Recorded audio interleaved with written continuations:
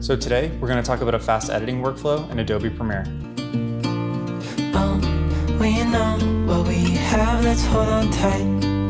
Found what we're looking for in life. Call us crazy, but things are finally right. With you and I, the future is bright.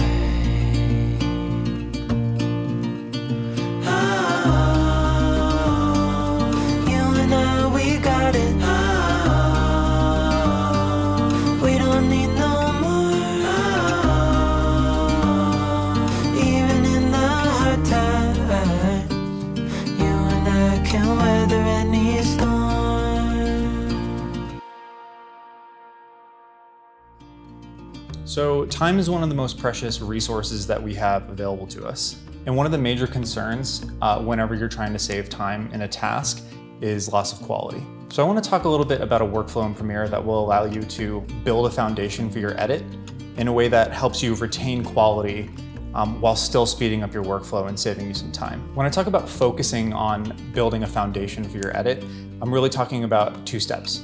Step number one is really just about choosing your music. There are a lot of music resources out there on the internet.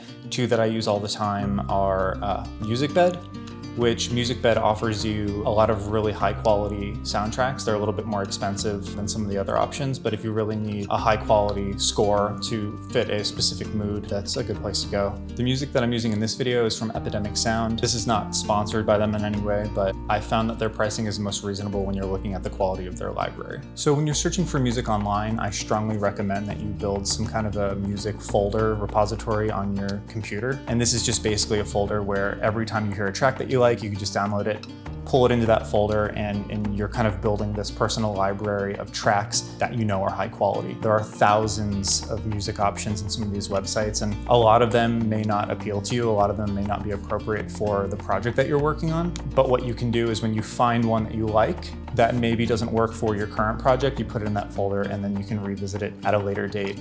Creating a music repository is one of the first ways that you can save time because searching for music is something that could potentially take you hours. I know that I've definitely spent 3-4 hours sometimes looking for just the right music track. And during that time, I'll sometimes come across 4 or 5 tracks that I really like that just don't necessarily work for the project. So when you get that folder filled with 30, 40, 50 tracks, then you can just start going back to that repository and seeing what you have in there, and that can be kind of your first line of defense when you're searching for music. Once you've found your music track, you're just gonna go ahead and open Premiere.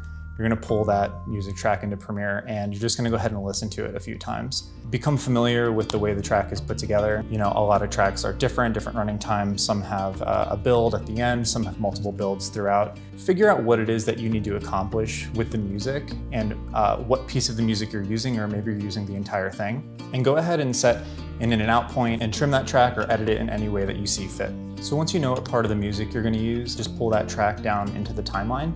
And right now, all you'll have is just the music in your sequence all by itself. What we're going to do is we're going to actually set markers along the timeline over the top of the track as we're listening to it. And these markers will represent the editing points that we're going to use for the project. Play it down once and just listen to it and kind of get a feel for where you might imagine there being cuts in the visuals. This is a very intuitive process when you're editing or deciding sort of when you want to cut on the beat of the track. So I won't get into the art of editing, but just try to do whatever feels natural to you, whatever feels natural to the music. One way to think about it is, beyond the beat of the music, there's kind of this emotional blank that sort of happens when you're listening to music or you're watching a film where you just instinctively want it to cut at a certain moment. So listen to the music and try to feel that instinct for when you think the cuts would be most natural. And using the M key on your keyboard, you can actually lay down these markers as the track is playing. So first pull the playhead all the way back to the start of the timeline, hit M, set a marker at the very top of the track, play it down, and then just hit the M key every time you intuitively feel that you want a cut in the piece that you're putting together. We know what we have, let's hold on tight. Found what we're looking for in life. Call us crazy, but things are finally right.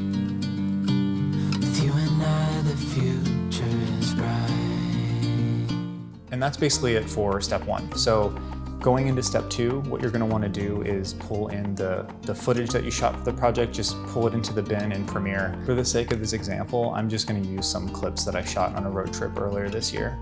So I'm gonna go ahead and pull those into the bin, and what I'm going to do is I'm going to look at them one at a time, and I'm going to try to set in and out points on the pieces of the footage that I know that I want to use in my edit. So, you know, the average shot length being somewhere between like 3 and 6 seconds, you're gonna wanna include at least that much time within the in and out points for each clip. So essentially, when you're done, you'll have gone through all the clips in your bin and set, you know, a 3 to 6 second in and out point. One way to think about it is just to basically set the in and out point on your favorite 6 seconds of the clip. So I personally like to click into each clip individually and set the in and out points that way. You can also go into the thumbnail view in the bin and just hover over the thumbnail and hit the I key and the O key as you're setting those in and out points to do it a little bit faster that way. But for me, I like to have the full screen preview and really kind of understand what the shot looks like and what part that I'm using.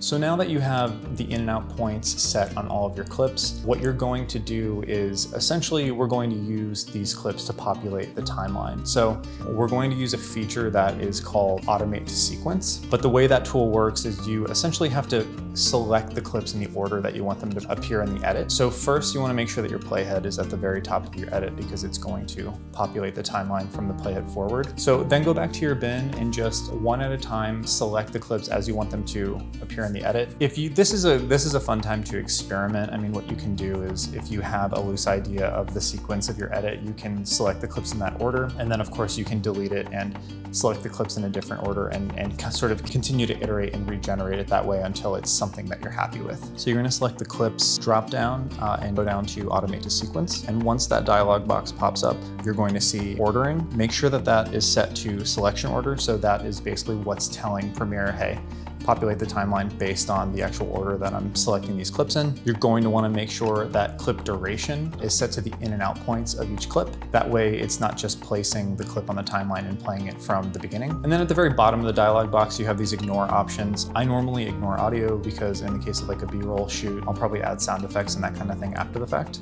I'm just gonna go ahead and make sure that ignore audio is selected. So if we click OK, it's gonna go ahead and populate the edit using the clip order that we've selected, and you can see here that they're all laid out on the timeline.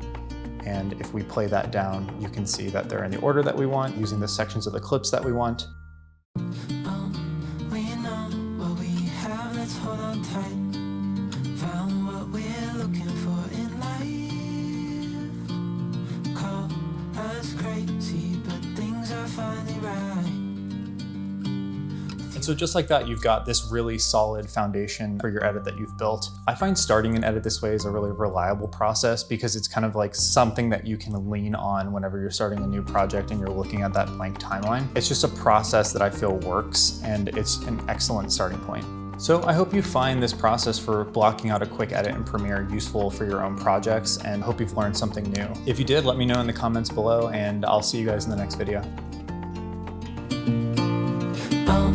We know what we have, let's hold on tight. Found what we're looking for in life. Call us crazy, but things are finally right. With you and I, the future